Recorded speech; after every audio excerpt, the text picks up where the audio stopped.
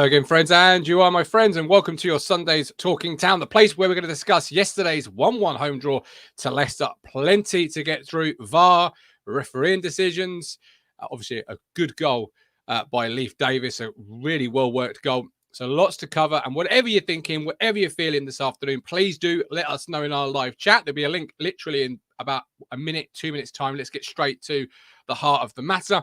If you're watching on catch up, FTA, comment for that algorithm, and we are brought to you by SolarWise. Be wise this winter and autumn. Be SolarWise.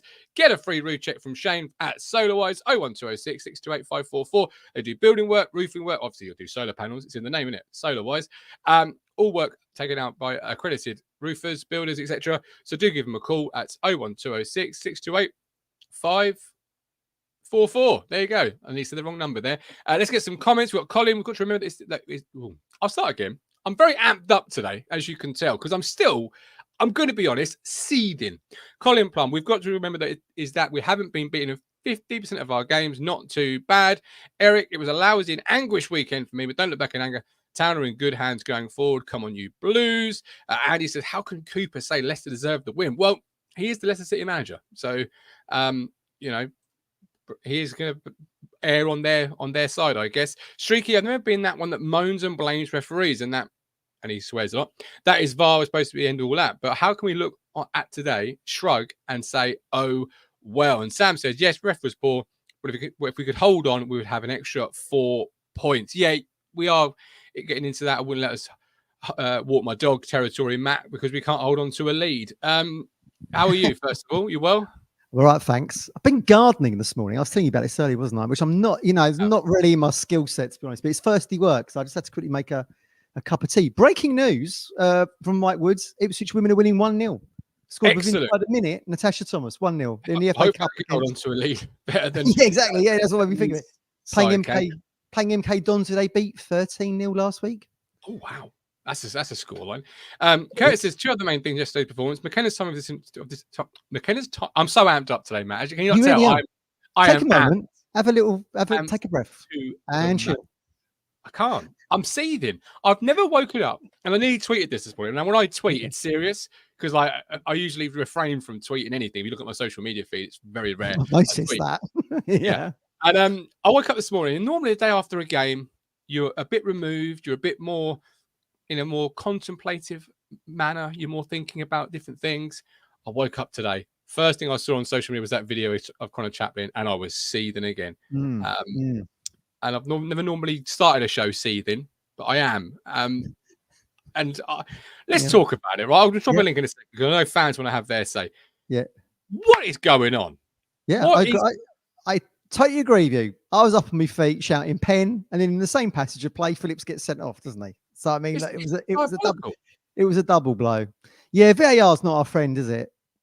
Doesn't help that Stuart Atwell was the VAR official yesterday. I don't know if people know that. I mean, he's not been a great referee in his career, I don't think, and I'm saying you wouldn't trust him in that bloody studio. But yeah, don't know. He went up, they had a look at it.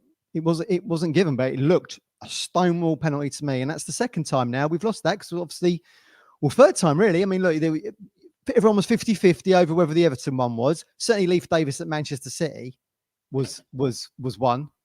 So we've been hard done. Yeah, we've been hard done by twice there. We should have had a pen. Calvin Phillips has been sent off. Now, we'll come back maybe to this in a minute, but there was an argument, and I know Darren Ambrose on the World Feed said this yesterday. There was an argument for Calvin to get a straight red yesterday on that challenge because he don't get nowhere near the ball. Really? His forearm smashes Buonanotte in the back of the head. And a lot of people, Chris Hall included, friend of the show, said to me, how did he not get a straight red for that? So that was a dynamic that people might not be aware of that was being spoken about during the game yesterday. But was that the first incident in the first half? Yeah, he gets booked. I didn't see it live, and I don't remember seeing it. It's booked just before half time, doesn't he? It was a bit of a naughty challenge, to be fair. So look, I don't want to look at everything through blue tinted spectacles, right? That was naughty. But I mean, certainly I don't even think the second challenge was a yellow, to be honest with you. It's a 50-50 ball of which he pulls out of. Well, but McKenna said the same thing after the game, you could see how upset Kieran was really, and why not? And I totally agree with him when he says like there was two matches in one really. There was the 11 v 11 and the 11 versus 10, and I feel like we've been same as him. I feel like I've done by it.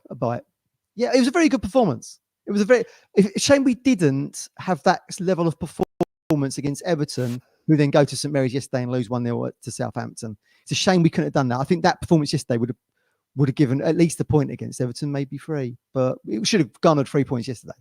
100%. And that's what makes it even more sickening, because it was a really good performance. Now, we had 11 shots in the first half, only 1 on target. That's got to change. You can't be a team that's on top for what I felt like was the majority of the game. Creating, though, which has been a huge bugbear of mine. Yeah. Plus, again, you know, what was shown on the World Feed yesterday was, I think in the first 15, 20 minutes, Leicester City's possession against us was 72%. Well, bloody hell, I think when Man United come into town in a couple of weeks, I don't think they'd have 72% against us. So we kind of rode that out a little bit, didn't we? And then that grew into the game and then really kind of dominated that half, I thought. I thought we were excellent, and it makes it even more sickening, you know. And we have got to obviously put teams to the sword when you are on top, you know, like we were yesterday. You always felt 1-0 was not a score that was going to be particularly comfortable or secure. No, having had large possession, you know, large parts of the game where you are on top, but that VAR decision or lack of, I can't for the life of me work out. You know, you got, is it Dermot O'Leary on Sky saying it's a collision? Nonsense. Utter nonsense. That's obviously what they thought it was, didn't it? Because it was looked at. It was looked at. I was waiting for him to give it. What are they looking at? What are they looking at? Because, you know, the ball's fallen to Connor. He shifted it onto his left for a shot. Yes. The Leicester player hasn't made any play for the ball. It's not like you can even say, oh, you know, he's made play for the ball or he's got the ball. He's literally done nothing but sort of spear him, Roman Reigns style. Yes. I'm absolutely. busy shouting the referee for a penalty to see the Calvin Phillips incident. That's where my head was at. I didn't even see the Calvin Phillips incident because I was too busy giving the ref every single thing I've learned in 34 years. And I still can't work out for life of me what's going on. I was totally expecting, my take on it was, I was totally expecting the penalty to be given, Calvin's second yellow to be rescinded. You know, they walk over and then do the old, and it points to the spot. That's what I was expecting to happen. Neither happens. We don't get the pen and he's down the tunnel. But that's what makes it more sickening. You know, the referee in real time in a fast-paced game, the Premier League is obviously high athletes, elite athletes. I can forgive a referee for not seeing it in real time. Despite being right in front of you, I can forgive it. But you've got the linesman looking directly at it. It's on his side. He's literally, 30 yards away from me, more or less. Then you've got, men, women sat in the VAR room looking at it. And none of them go, hold up, should we not at least get him over to the screen to have a look at it and see what he thinks? Yeah, exactly. Like they did against Everton. Man City, I still can't see really where that was a penalty against Leaf. You can argue that until the cows come home. Was it? Wasn't it? It was given. We move on. But this, like, what's happening to the game? Like, what's the penalty? What's the handball? What's an offside? Where are we going with it? Yeah, no, I totally agree. Yeah, I totally agree. Well, I think VAR has probably muddied the waters, and people don't really know, other than those that are working at the PGMOL. Certainly, there was more. They don't know. No, they probably don't. It's been confused by so much bringing this technology in. It really has muddied the waters. There was certainly more contact on Connor in the box yesterday than there was when Leaf marginally trips that Savino, which was, look at the screen, penalty was given, wasn't it? Like you say, don't even go and look at the screen. So, don't know. If it's like yourself and all the Ipswich fans are feeling hard done by, I think you've got every right to. The referee was the same fella as the one we had for Liverpool on the opening day of the season. Got very card happy, didn't he? It's like dishing them out all over the bleeding shop. As Adi said, he's given out more cards than Adi will at Christmas on the match. We haven't had a pen yet, have we? I'm right in saying this? I'm just thinking off the top of my head there. We haven't had a pen this year. No one's been sent off against us. We've had penalties given against us, and we've had red cards against us. We've had 2 in 2 weeks, 2 in a week. Sorry. Yeah. Will the luck change? Don't know. People do say that, don't they? And I've said it myself. Oh, it evens itself out. Does it? Not sure. You feel like less and less in the top league with VAR. It evens itself out because previously where you had that human error, and you accepted it that what you don't get one week, you'll get another week, and it will sort of even itself out, etc. You feel less and less with the VAR introduction. And I, if I was Mark Asher of Howard Where's the number, he wouldn't stop. Has he done it this morning? It'd be 3 a.m, and I'd be calling him just to ask if he's all right. Like what is this? And they won't release the audio, will they? If it was Man City or Man United, there'd be audio tomorrow night on Monday Night Football. Will they release the audio? Probably not. But it's Ipswich, and ultimately, I didn't see much of the day yesterday. I know they were sort of saying it was a penalty, I don't know where we were in the running order. But ultimately, it's Ipswich Leicester. It's probably second from last in the running order, and that's how the world media will view it. I've recorded it, but not watched it. I was watching the boxing, but yeah, I mean, look, everyone was critical of the pundits last week, weren't they? Against Brentford, and then the comments here saying that the pundits did say it was a pen. Look, regardless, whether it was a pen, whether it was not, it weren't given anyway. I think so. I think we have to take the positives out of the performance, which was very, very good. It was a really good performance, and it deserved a clean sheet, really. And I think it probably would have got it had we had kept 11. I hear you, and you're right. We didn't get it, and you can sort of cry about it. Milk a little bit here, innit? But look, we all feel hard done by. Absolutely. But when it's already an uphill battle, when you're already battling so many different things as a newly promoted football club, you've got 10 injuries coming in, all these different things that the season throws up. When you've got an absolutely golden opportunity to go 2-0 up in a game, of which you are comfortably seeing out, even if Phillips has to have that red card because it's afterwards and then they check it, etc., etc. You're still 2-0 up with 10 men. You still could potentially see that game out. And those 3 points, those 2 points, gold dust for us at the moment, and any team at in the bottom half of the table, and you feel it's so much more than you would if it was just you've lost 2 points here. Well, don't worry, you got Lincoln next week, got Tottenham next week. It don't get easier. I know that's gonna be a very difficult game. But I mean, look, who knows with Tottenham?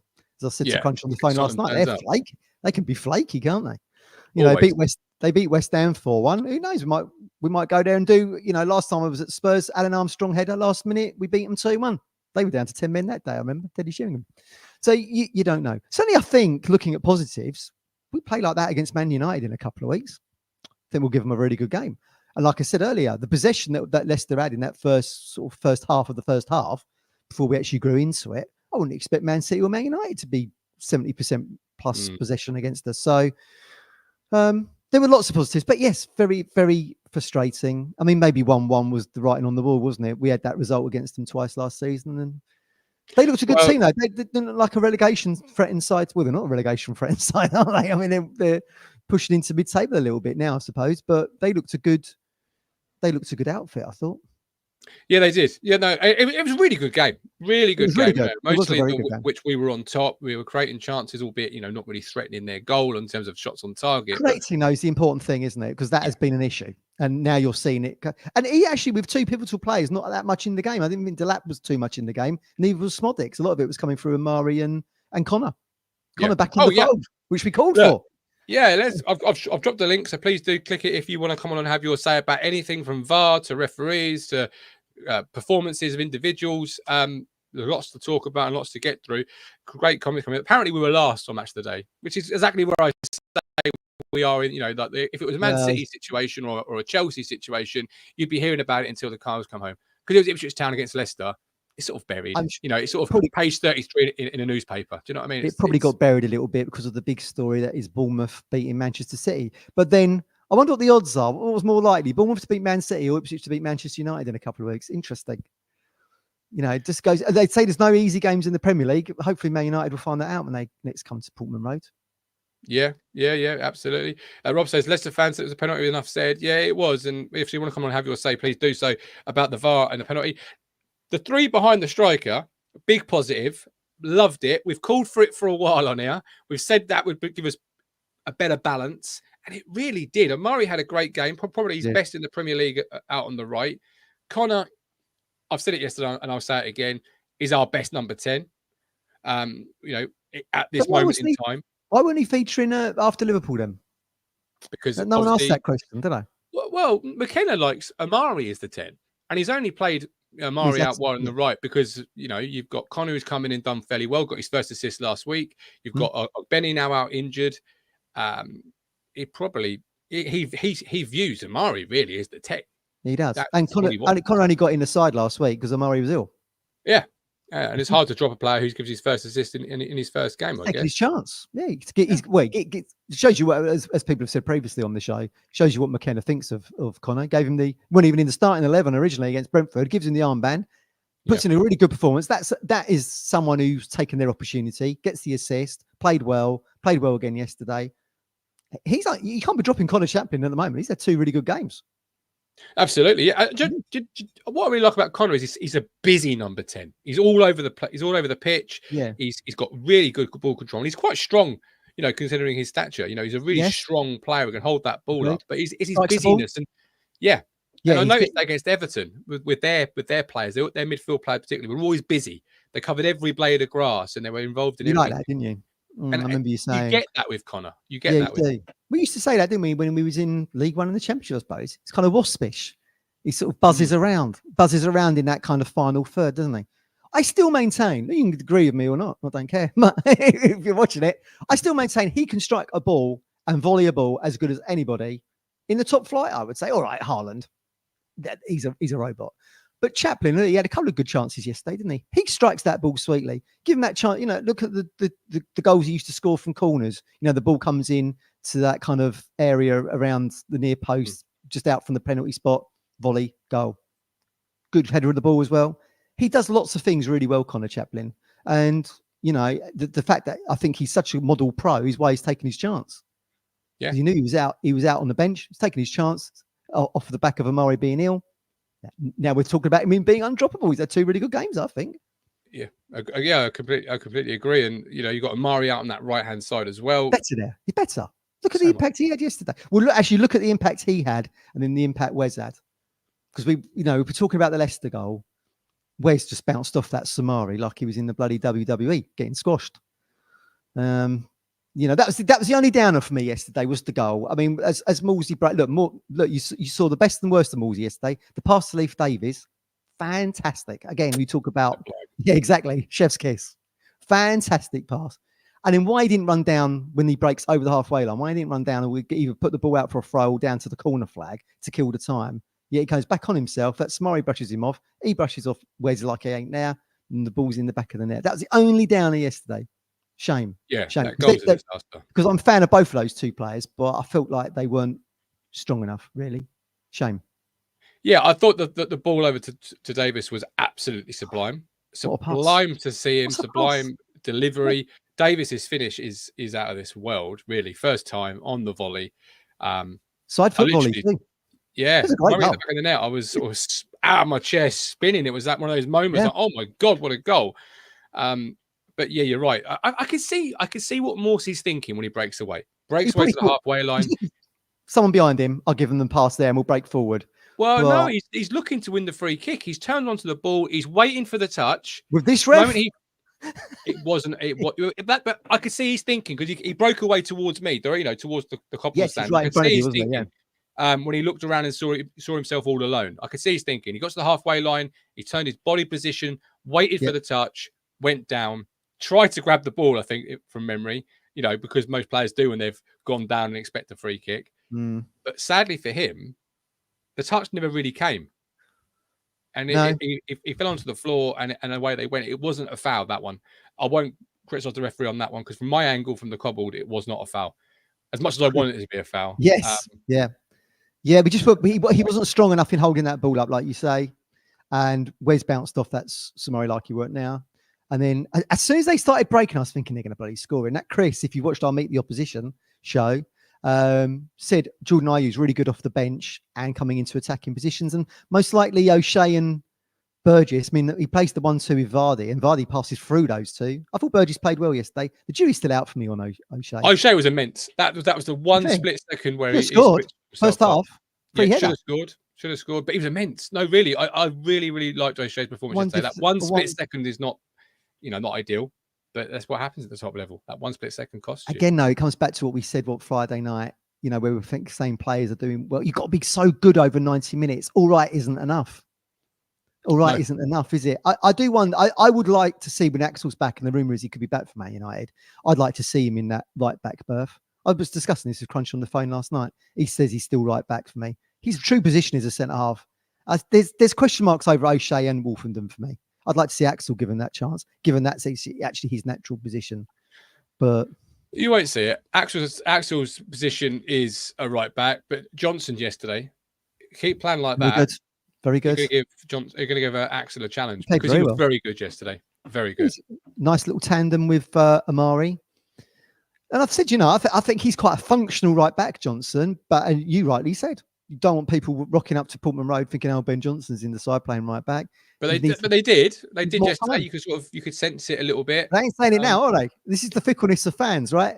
They ain't saying it now because he's had one good 90 minutes. Ditto Muric. Everyone's probably on the Muric bandwagon. He played all right yesterday.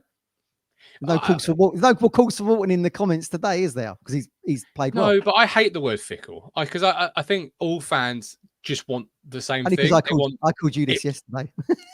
You did. They want us to win, and when they see players not performing to the standard that they want, they don't dig them out. They don't call them out, but they say what their eyes tell them, which is that wasn't a great performance, or that was a mistake last week from Muric. But then you're giving it the context that the person on the bench hypothetically would do better, and there's no evidence to suggest that. Grass isn't always greener is a saying for a reason. Do you know what I mean? Like, I've been critical of Johnson. I'd like someone who's got a little bit more flair to them, but maybe he's growing into the role. He certainly played very well yesterday. If I was to go through man of the matches, he would have been up there for me. And probably if we'd won the game 1-0, I probably would have given it to Burgess for the fantastic block from AU just before they score. Yeah. I mean, that was the positioning. Like, what I'm critical of O'Shea on their and Burgess on their positioning to allow Vardy to do the 1-2 of AU. Burgess blocks that fantastically well. Brilliant. And there I was saying, get Griggs back in ASAP. So maybe I'm Fickle Phillips. That's what you can start calling me. You are Fickle Phillips. You are. If you want to use the term, everyone is fickle, because one minute you're going to be, the moment Axel comes back, one mistake from Axel, people are saying, you should put Johnson back in. Because that's how fans work. Everyone wants the player that's going to give them what they think they need at that moment in time. And O'Shea is so good at set piece headers as well. We saw it for Burnley. I feel like that's one, and Chris told us that as well when he came on the show when he was at West Brom. That's one of the reasons why they got him.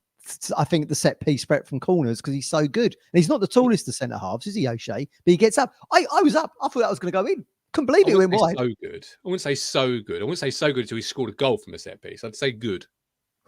Yeah. Good. This is still are you still on the old, what's Mark Hudson doing as a set piece coach bandwagon? I saw better glimpses yesterday. yeah.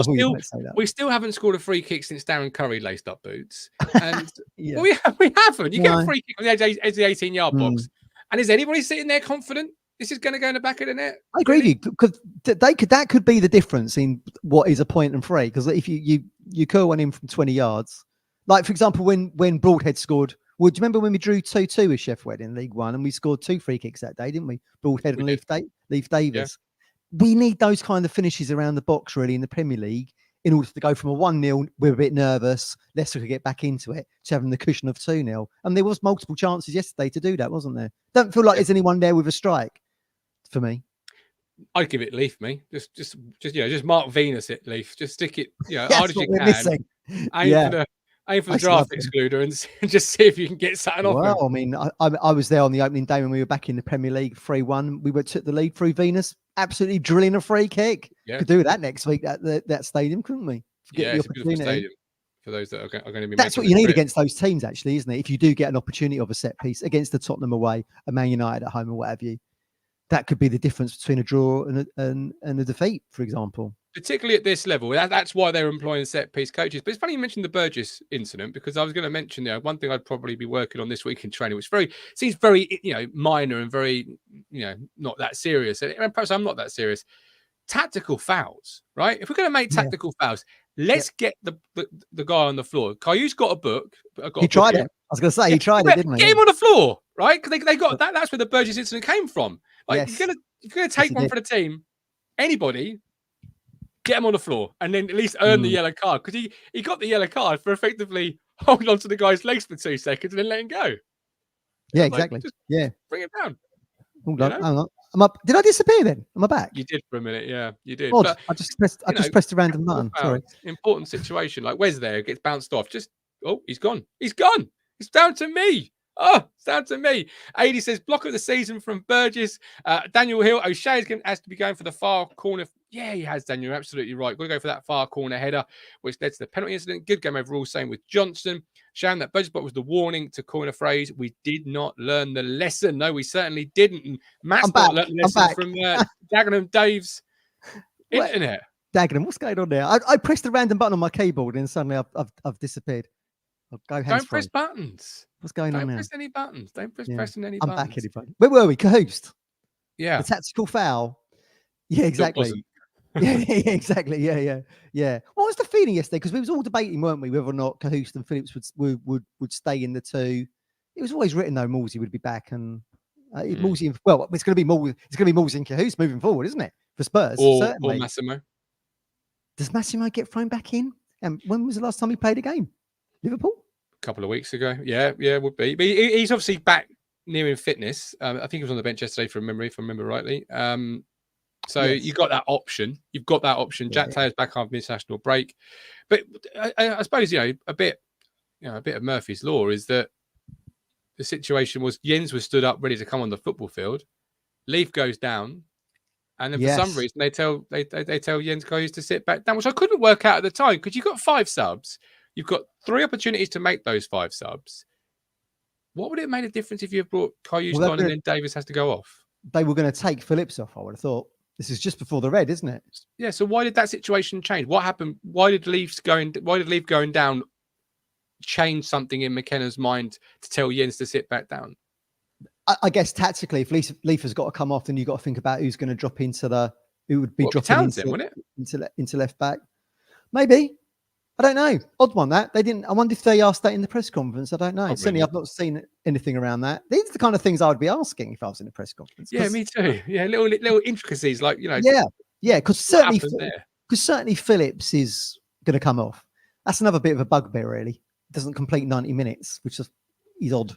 But he's a good player, though. He was good yesterday. He played well. I've had people message me this morning saying they'd watched the highlights and that, going, "Oh, Phillips hasn't got it anymore, has he?" I was like, "Well, he had a couple of games where he blipped a little bit, Everton and West Ham." I said, "But he was really good last week, and he was having a good game yesterday." And he was unlucky to get sent off. Although, like I say earlier, the first challenge was a little bit tasty. I didn't see it. Can't remember it. So yeah, I didn't even know he got booked. I didn't even know he got booked the first time. I was like, when did he get booked the first time? Yeah. What happened there? Certainly, I think that did go up to VAR, and they went with the yellow. They were wondering whether or not it was a red card offence. That's how it was, like a proper in the back of that geezer's head, Buonannote's head. He was a good player, wasn't he? Liked him. But yeah. So we're gonna have to do without Calvin obviously next week, and Morsey and Cahoust will be the 2. But that's not a 2 we've really seen other than maybe Southampton away, I think. So that'd be an interesting dynamic, and certainly I feel like it could be a bit of an open game next week. Spurs will probably be on the front foot against us. Let's see if we can soak it up and counter attack it next week. That might be the tactic. We are, and that's the positive to draw from it. We'll bring some people in a second. Sorry guys, to keep you waiting, but that is a positive to take from it. That we very much are a team in progress, but that progress is making progress. We are coming together as a team. We are looking now more of a unit. We are looking like players that know what's expected from them in the McKenna system, and we've bedded those players in. And it's now, like yesterday, we didn't really give anything away stupidly like we had done in previous weeks. That could have gotten a goal down in the first 2 minutes. That Mavididi had a really good chance, didn't he? I mean, he actually hits the shot with his right foot. It's his left foot. Yeah. A world away from that goal he scored last season against us, which was like a proper worldie, wasn't it? But it's just disappointing. I mean, at the moment, like Palace are on. So Palace Wolves was 2-2. That was a great result for us, wasn't it? Considering Southampton pick up the win. So randomly in the bottom 3, they're the only one with a win at the moment. And then we're in 18th on 5 points, Martin. So 17th for Palace on 7. Then you start getting the gap, don't you? Then it's Everton on 9. Then Leicester in 15th on 10. And then you've got the mid-table 11s and 12s. We need that. If only we'd got that win yesterday, do you know what I mean? Because then you've cut down that gap, and there is a bit of a gap growing, and you don't want it to get so big off the back of Spurs Man United that it's actually something it's unsurmountable. That's what makes it worse. So it makes it even more of a sickener, isn't it? Yeah, exactly. But there are signs that this team is coming together, and certainly the team you'll see in November and December or January onwards, etc., isn't the team you've seen so far, which is a real positive. It is light in the end of the tunnel sort of thing. We have said, didn't we, that the second half of the season, once we've played everyone once. And, the season we actually do go down, Ipswich, originally went down from the Premier League when they were bottom, when we went out to the San Siro and Inter Milan, got up to 12 at one point. I think it was 7 out of 8 out of 9 wins or something. So look, who knows what's around the corner. But certainly you saw a really good performance from Town yesterday that did warrant 3 points. Yeah, absolutely. And every player, can hold their head up high and they know they performed well. I can't sit here and say one player didn't perform well. There wasn't he didn't do very well. it was one instance in a game where we've conceded. Players had quieter games, didn't they? Like a Smodics, I thought was quiet, and probably Delap was a little bit quiet. I really liked the battle he was having with that Vase. I mean, every time Delap touched him, he went down, didn't he? Yeah. Oh yeah, for sure. They again, but they knew that they knew they were in a battle, though. You know, and that's all you really can ask for when you set the forward up there on his own. Mark says, Mark Tuxford, despite the referee's performance, I always felt we would concede after the Phillips red card. I know we're down to 10, but we're just inviting pressure onto us. Poor defending again. Yes, I agree with that. As soon as that 8 minutes goes up, you think, shit, something's going to happen here. There's enough time there if you're really pessimistic to think Leicester will go on and win against 10 men. You know what I mean? Yeah. I left with a minute to go and set up the show. I was like, I was just shouting, blue wall, blue wall. So desperately waiting for a roar. For one moment, I would, wish I would have missed a last minute winner. Is certainly that one. And before I bring in Frank, and I've got Steve and I've got Colin, I felt really sorry for the players that came on the pitch. Just literally, I think it was minutes before or perhaps minutes afterwards, the red card, because a player like Jack Clark, for example, it's 1-1. I'm sorry, it's 1-0. It's your real chance to go and make a mark here, in front of your home crowd. But immediately that goes out of the window because you're now in basically left wing back mode. Tactics changed, don't they? And it's just something you can't legislate for. Exactly. It's the same, isn't it? Like when they say you concede right before half time, that's the manager's team talk going out the window. All like we had with Brentford last week when they suddenly go from 2-2 to 3-2 right after the break. It's McKenna's half-time talk. Out the window, innit? Exactly. You've got to think on the spot. It's difficult. It was really difficult. I thought we coped all right, to be honest with you. Just gutting that we did concede the goal. Yeah, same for George Hurst. Against his old club, you're thinking, I can get a goal here. Seal the win, and immediately you're left chasing shadows effectively and playing in your own half for 10 minutes, 20 minutes, and you just feel sorry for those individual players as human beings. Are desperate to make their mark on the top level, desperate to make their mark on the squad, in the club, on the fans. And it's taken away from them by a decision that should be made. Who knows what might have happened if it had stayed, and 11v11 and you get Jack Clark comes on, scores the winner, for example. Then he's done what he's taken the opportunity like Connor Chaplin has done. Yeah. But ITFC beard. I like the sound of Discord mod. He says bread, but I think he means beard. Yeah, mate, let's set it up. You'll be the Discord mod from. There's no name on. You can become a Discord member by hitting the join button on YouTube, 49 and cancel at any point. And we are part with Stowmarket Osteopaths. Don't live life in pain. Call 01449613633. Tell Freddie the Governor send you. I'm going there tomorrow, actually. Can't wait to go and see Freddie. Get my back popped and clicked into place. But give him a call. Tell him I sent you. Don't live life in pain. 01449613633. Sorry, my eyes are diverted because there's some comments coming in. Some real lots of paragraphs. I love paragraphs, Matt, because paragraphs mean people get. Who's writing these essays? Who's writing these essays? Mark Tuxford says Smodics needs to be played in the middle. Could also see him getting frustrated on the left yesterday. It's either him or Chaplin in the middle with either Clark or Broadhead on the left. To be fair, thoughts on that? I've done a bit of research into Smodics. He did start a lot on the left-hand side for Blackburn and then ventures into centrally for them. So I feel like he probably is comfortable in that role, but it does feel like, I don't know, it does feel like he's quieter there. And he certainly did have a quiet game yesterday, I thought. He did. He always looks ready for a fight. He's up for it. He's up for the task of keeping us in the Premier League. The fight for 17th. Yeah, I mean, he's got sort of he looks sort of guy that says, hello, good morning, but hello, good morning. Like, all right, calm down. That's the kind of attitude we need as we try and get this 17th or higher position. Bricks. Do you know what I mean? Like, yeah, true. Just see that play around the court, just chewing bricks. Morning, Sam. Just gnawing on it. Yeah, like that. I mean, look, I think, if we're to get Connor Chaplin in the side at that 10, then Smodics is going to have to play on that left-hand side, which seems like he's comfortable with, and Amari on the right. That seems like the best three to me at the moment. And in a Broadhead or similar coming on from the bench, or Jack Clark or somebody. I like Jack Clark. I know the verdict's out for a lot of people, but I think... Well, he's different to Smodics. He's not chewing on bricks, is he? He's a bit more of a cultured player, and, obviously Grealish is a role model to him. And, he just brings a slightly different dynamic, but great close ball control, cuts in, score goals. We've already seen out what he can do against Aston Villa, makes the Delap goal. Yeah. The jury was out a little bit on him. He'd gone quiet a little bit, I suppose, in the defeats we'd had at West Ham and Everton. I guess he might come again. Wait and see.